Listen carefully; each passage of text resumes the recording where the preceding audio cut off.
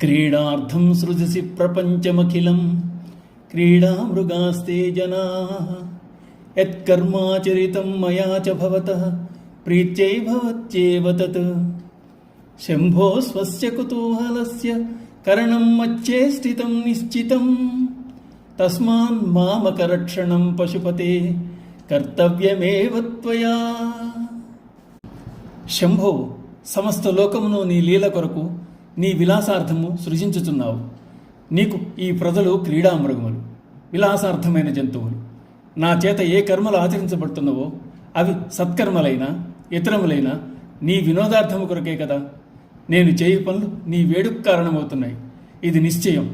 అందుచేత ఓ పశుపతి, నా సంరక్షణము నీ కర్తవ్యము కాదా అంటున్నారు శంకరాచార్యుల వారు. ఒకసారి ధ్యానంలో ఉన్న పరమేశ్వరుడు కళ్ళు తెరిచాడు. చుట్టూ పరికించి చూశాడు. అంతటా నిశ్శబ్దం నెలకొని ఉంది. తానొక్కడినే ఉన్నానా అన్న భావం కలిగింది ఈశ్వరునకు. ఒక్కడినే అనేక మంది కావాలనుకున్నాడు. సృష్టి యావత్తు ఆ విధంగా సంభవించింది.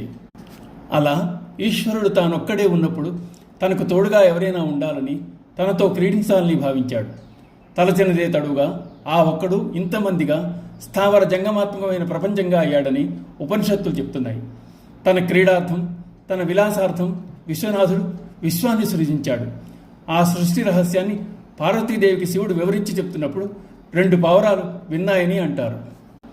మరైతే ఈశ్వరుడు తన లీలార్థము ఇంతమందిని సృజించినప్పుడు, జగన్నాటకాన్ని నడిపిస్తున్నప్పుడు జీవులు తెలిసి కానీ తెలియక కానీ చేసిన చర్యలు ఆయనకు ఆనందాన్నే కలిగించాలి కానీ ఆగ్రహాన్ని కలగజేయకూడదు కదా. హే పశుపతే, మేమందరం పశువులం. యజమాని తన పెంపుడు జంతువులను రక్షించుకున్నట్లు నీవు మమ్ము రక్షించవలసిన వాడవు కదా. నన్ను రక్షించుట నీ బాధ్యత సుమా అని శివునకు శంకరులు తన కర్తవ్యాన్ని గుర్తు చేశారు. ఓం నమః శివాయ.